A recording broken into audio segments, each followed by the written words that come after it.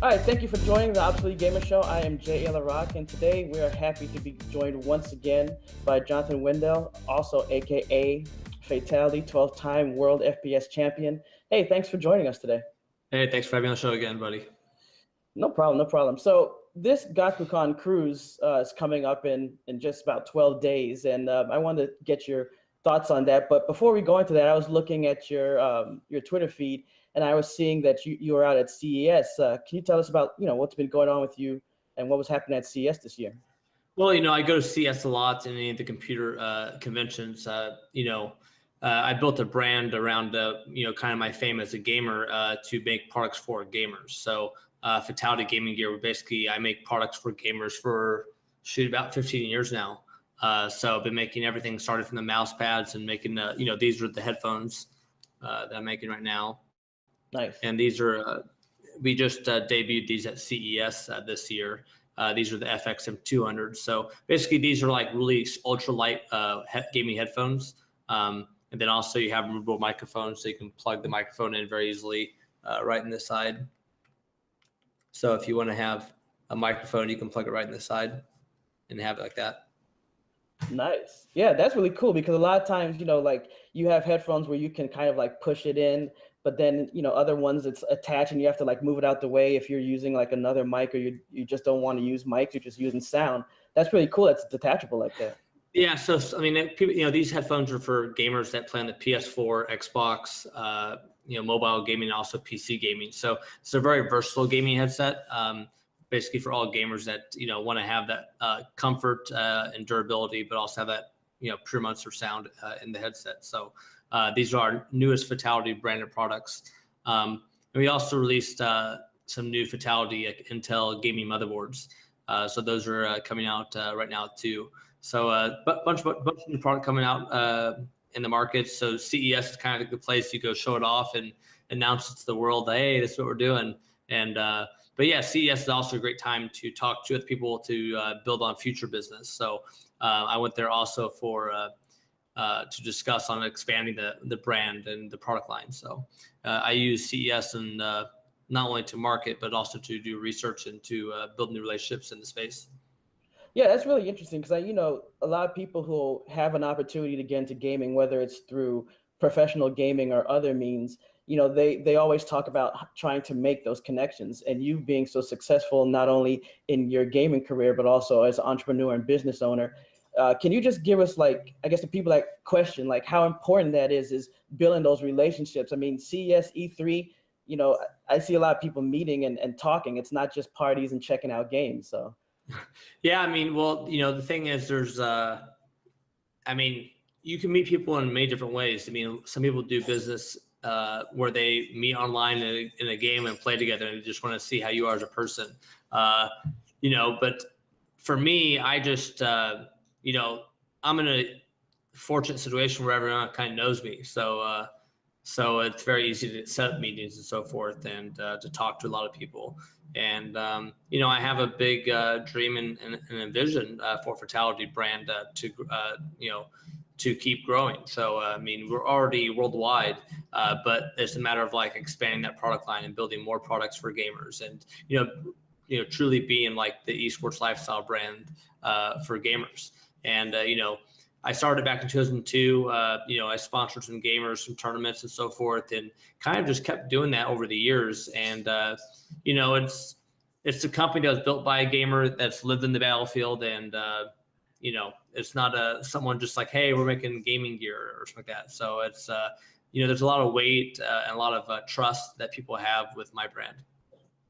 Yeah, I was going to say that I've seen that when people run things from experience, you get a lot more out of it. You have, of course, the experience starting with it, but that it's also understanding the culture, the people that you're marketing to. Would you say that overall you've probably also experienced other people who maybe they're not fully from a gaming background selling gaming equipment? Is there something that you bring that is, just stands out that makes gamers say, hey, besides respecting you as a gamer, I want to buy those products?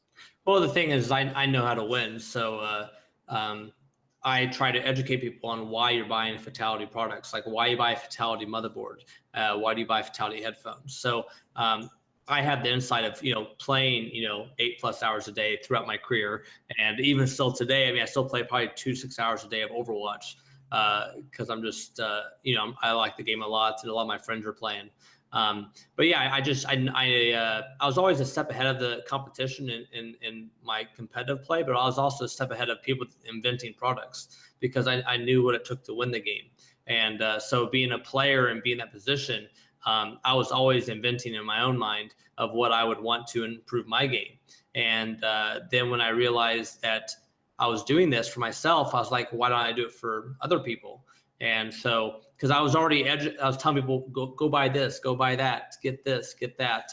You need to tune your settings like this. You need to have this kind of monitor. So I was always really adamant about what I needed to win, and I was always educating people. And then there was times when I was like, man, if this was invented, that would be really cool, and we should make that. So the movable microphone feature that I invented back in 2005 was the first removable microphone in the marketplace. So that was something that, I was ahead of the curve and knew what gamers wanted before they even had it.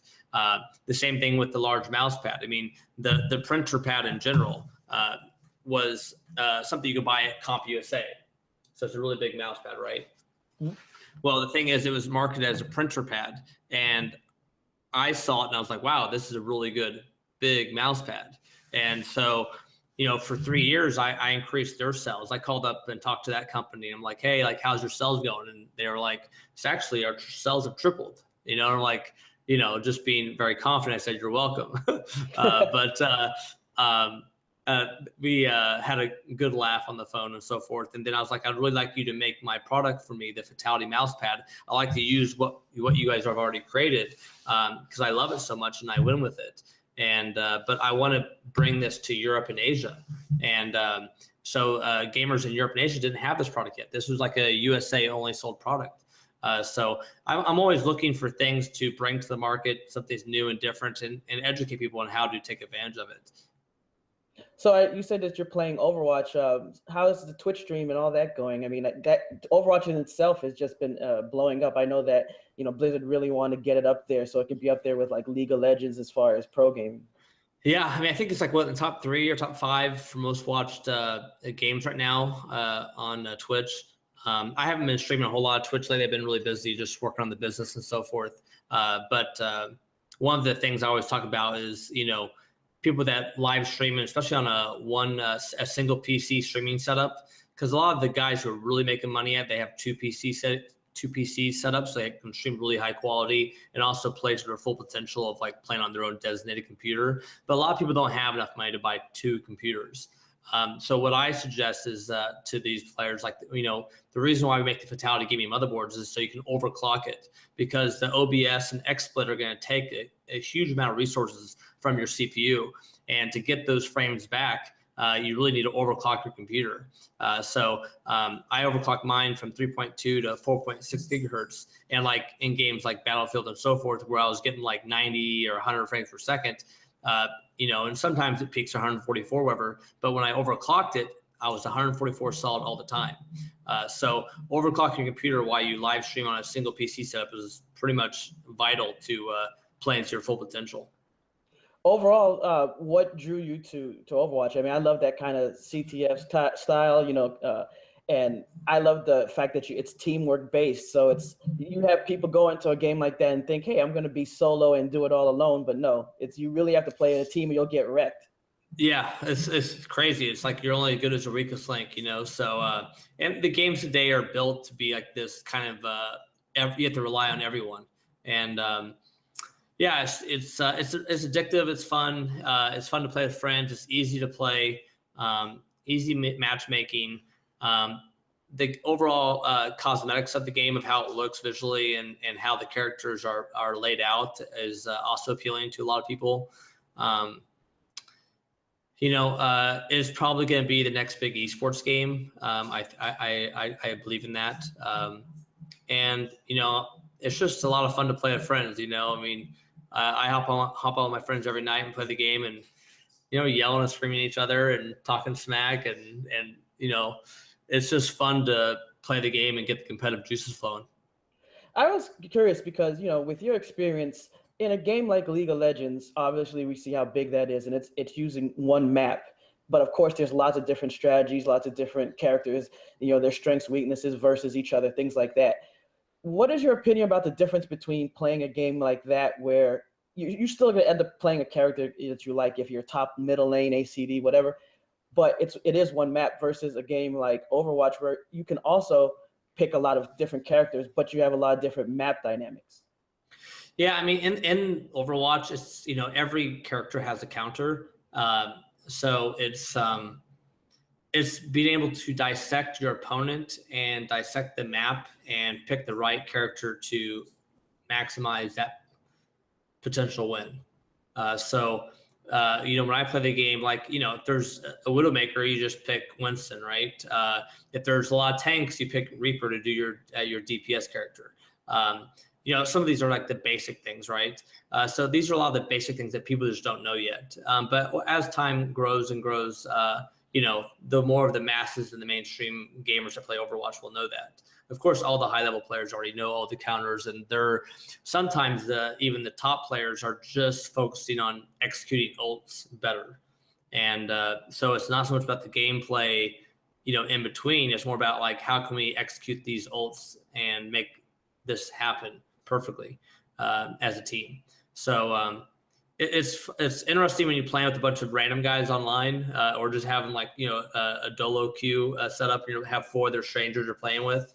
But what I've found pretty successful is I just if someone wants to go damage, I'll let them go damage. I'll do like a tank or support or something like that. And then if they don't do well and we lose that round, I'll just say, hey, let me take over damage and you go support this time. So you have to almost be good at like tricking people and like playing a mind game with people, just so you won't put them on tilt.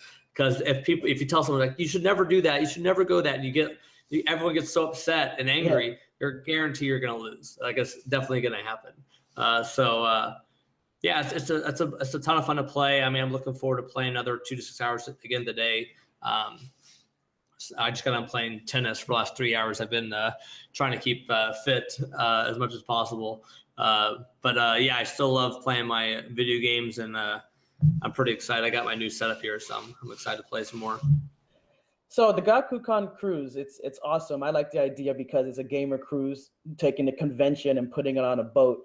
Now, of course, there's going to be other people there who are not part of the cruise, but having a big group of people come together, gamers, all that on a cruise, sounds really interesting. So I'm happy to be part of that. How did you get in contact, to come to the GaCuCon cruise? They just reached out to me. I mean, lately I've been getting a lot of press and a lot of media. So there's just a lot of buzz around the Fatal1ty name, not only for a brand, but as like kind of like my story. Players Tribune just did a piece on me, called me like the original. And it's a story that we wrote together, and kind of like explaining like really the magnitude of what I did when I did it. Now I'm more into the role of like being, more of like a legend, but a CEO of an esports brand, and building that up. So it's just really exciting times, and it's nice to be invited to these kind of events. I love hanging out with gamers in general. I wish there was more gamers in Las Vegas. I've only found like 2 really good Overwatch players in this whole town. I'm like on the hunt to find like anyone that's like close to over 3,000, and if they can push over 4,000, that would be even better. Yeah, it's I love hanging out with the gamers and playing games, and just chatting about esports and all the games that we play. So I obviously been to your town, Las Vegas. It's awesome, of course. But now you're coming to my town in Miami, even though it's going to be really short, but then you get on the cruise. But so tell us, what do you know about Miami? Have you been here before? Yeah, I mean, actually, my friends, we had a house on Venetian Island. And it's so funny, the address was actually 1337. So it was almost too good to be true. I was like, I want to buy this house just for the address. But yeah, we had a house down there for like 1.5 years or so. So I got to spend time in Miami, and I went down there taking some cruise. My friends, we get like a bunch of people together, and we'd like rent a boat to drive down to Bahamas and so forth, to spend a day down there and so forth for like New Year's one year. And yeah, I mean, Miami is an amazing place. I know it gets hot and sticky in the summer, but I was there in the winter a lot of times too, and it was always nice. What about overall cruises? Because most people have been on cruises, but a lot of people at the same time, they stay away either because they don't like the idea of being on a boat, or they don't Yeah. like being packed in with a lot of people. Like, what's your view on cruises?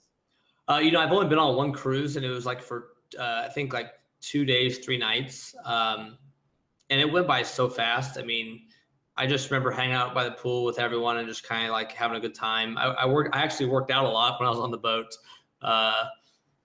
Just it kept me fresh, I guess. But yeah, I'm excited for this cruise. This is gonna be a longer cruise. This will be my longest cruise I've ever done in my life. So I feel like I've been pretty much everywhere in the world besides Antarctica, but to go on a cruise for 4 or 5 days, that'll definitely be interesting. Yeah, and I've seen that you've been really generous as far as interviews. I'm glad that we've been able to talk to you a bunch of times, and you've talked with obviously a lot of other publications. Just overall, like when you go to a convention, what is your view just interacting with fans and stuff, especially now that you're going to be like on a boat, you can't escape. I mean, I'm really friendly and lighthearted. I like to laugh a lot and be humorous.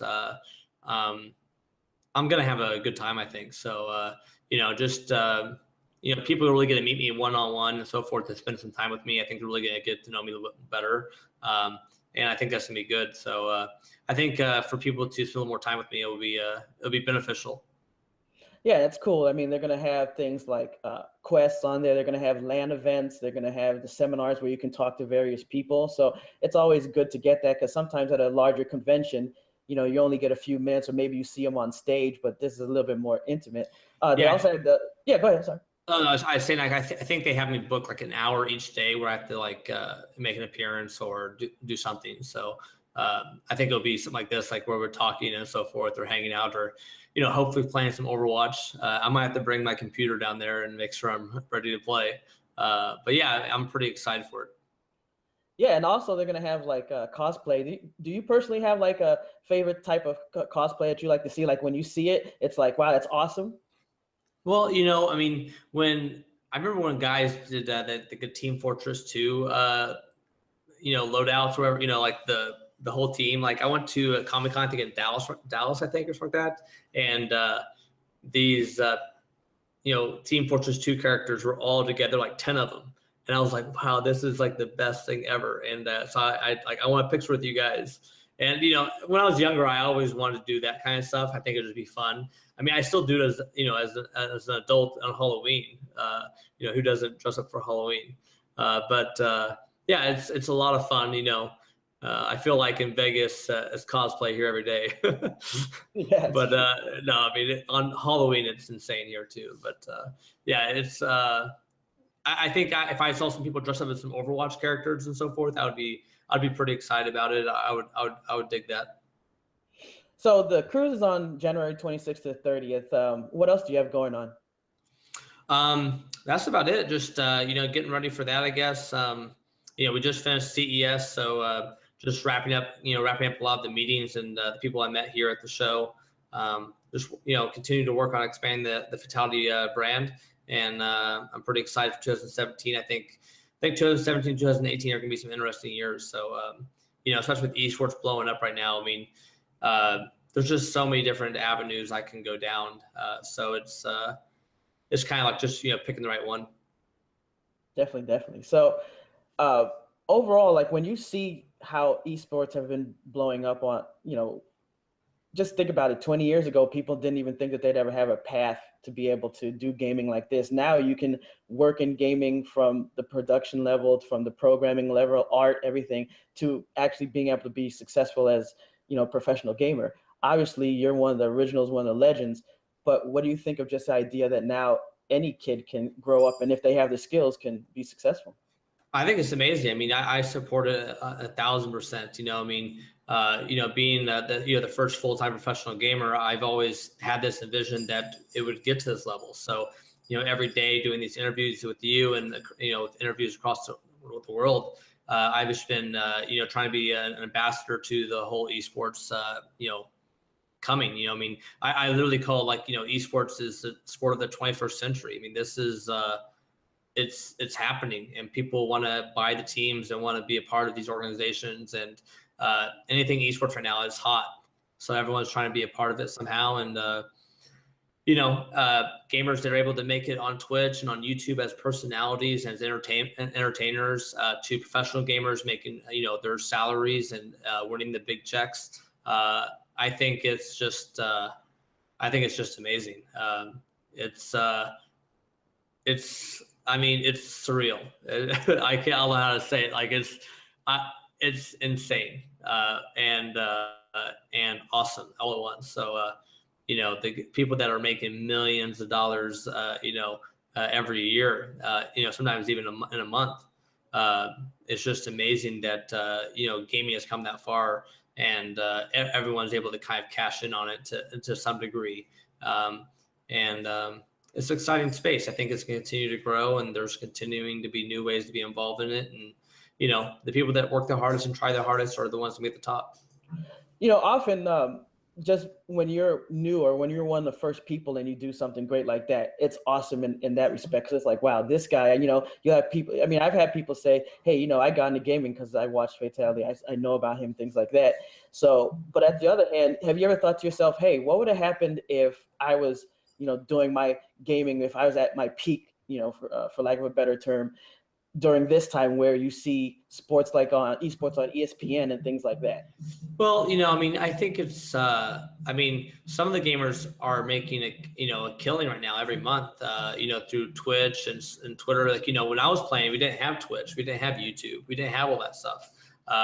So, I mean, my life would have been a lot different, but then again, there wouldn't have been, you know, the legacy of being the first full-time professional gamer either. So, you know, I think, you know, I know I'm happy with what I've done, and it's, you know, it's, you know, someone had to be the first, and, you know, and so that's kind of like where I came in, and I just took it all the way. So, and I still haven't stopped. So this is kind of like what happens after you game.